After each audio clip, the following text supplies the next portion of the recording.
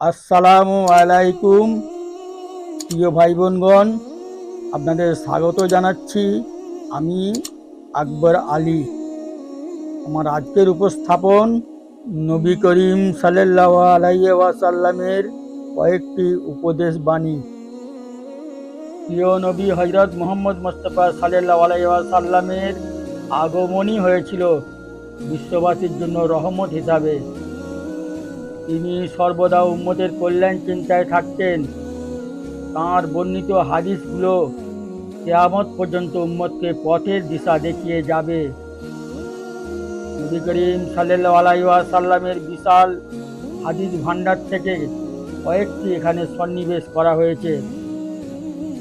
হযরত রাসূলুল্লাহ সাল্লাল্লাহু আলাইহি ওয়াসাল্লাম বলেন, যদি পরিপূর্ণ ঈমানওয়ালা হতে চাও তবে উত্তম চরিত্র অর্জন করো।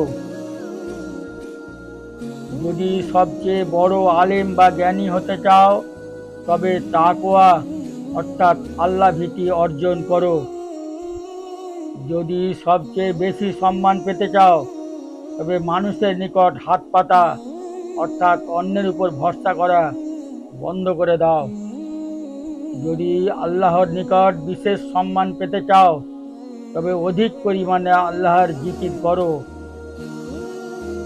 যদি রিজিকের প্রশস্ততা চাও তবে সর্বদা ওযুর সঙ্গে থাকার চেষ্টা করবে। যদি সমস্ত দোয়া কবুল হওয়ার আশা রাখো তবে অবশ্যই হারাম থেকে বেঁচে থাকবে। যদি কিয়ামতের দিন আল্লাহর দরবারে গুনাহমুক্ত উঠতে চাও তবে সহবাসের পর দ্রুত পবিত্র হয়ে যাবে। যদি কিয়ামতের দিন আল্লাহর নূর নিয়ে উঠতে চাও তবে মানুষের উপর জুলুম করা ছেড়ে দাও।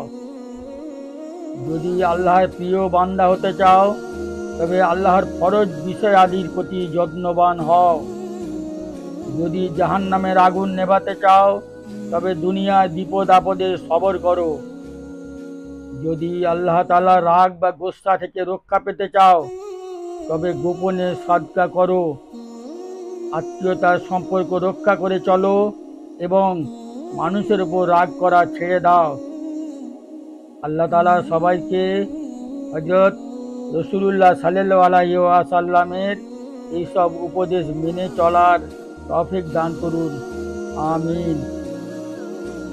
আজ এ পর্যন্তই। আলহামদুলিল্লাহ রাব্বিল আলামিন। দেখা হচ্ছে আগামী ভিডিও ইনশাআল্লাহ তাআলা। আসসালামু আলাইকুম।